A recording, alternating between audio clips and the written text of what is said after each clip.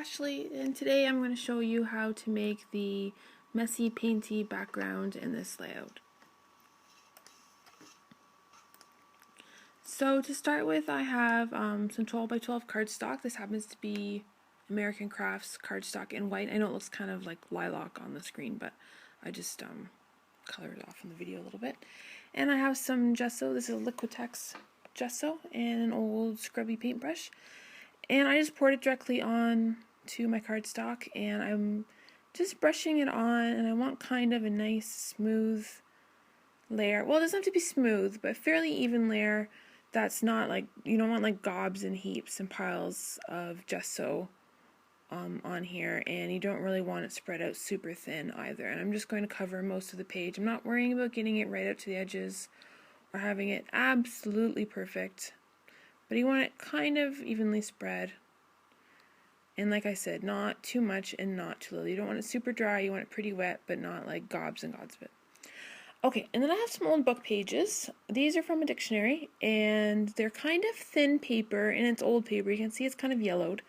And I think if you're going to try this, you really just need to experiment around with paper. I think old paper will work much better than new paper, or like cheap paper will probably work really well. So just put on the book pages and just gently pressing and sort of patting and pushing the book page down into the wet gesso that's on the cardstock, and kind of rubbing it in and letting the paint kind of work its way into the book page paper a little bit. You can kind of give it a little bit of a rub around. I don't want to smear the paint underneath the book pages too much, but I kind of want the book pages to kind of start to stick in the paint. And you can see this is all done in real time and everything. I'm taking my time. And then just peel off the book pages. And you can see that sometimes the paper sticks a little bit, but some of that ink will transfer over to the gesso. And again, this is not something, we do not want this to be perfect. It's not going to be perfect. So it's just kind of whatever random application of torn book page paper ends up on the paper is what we're going to get. And yeah, I really like the way some of the areas are much lighter and some of them are quite dark and have like almost all the paper on them. There's quite a bit of variation, and it just adds a really nice random textured background that's still pretty subtle and neutral. So you can do a lot of other things with this. And I've used this technique a lot. Sometimes I leave the page pretty much just as is with just the gesso and the book pages. Or sometimes add ink or mist or watercolor, or tonight I'm going to use some artist crayons.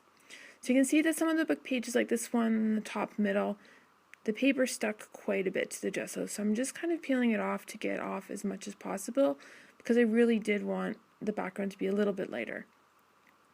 So I didn't clean out my paintbrush. I have some paint left in it, and I'm just kind of dry brushing it on here to sort of even out it a little bit and just sort of wash out some of those book pages. I like that the text is a bit thicker and the book pages don't look the same everywhere, but I also didn't want the color of the book page to be too dark. So this is softening some of that yellowed book pageness a little bit and taking out a little bit of the contrast. And I'm just kind of working over the page and just sort of smoothing it out, but I do like to leave some brush strokes, a little bit of texture in there. And that's one of the nice things about working with one of these crummy brushes, is that it's not perfectly smooth. So here you can see some of the book page is kind of really obvious, and we're going to layer some pink over top right now. So these are artist crayons. They're a lot like gelatos that are so popular right now. They're water soluble, so they're not like wax crayons. You can color them as is, you can layer them with other things. Here I'm just randomly scribbling on a few areas in some different shades of pink, and I'm not trying to be very precise, and I'm not trying to think about it too much, just sort of do a little scribble.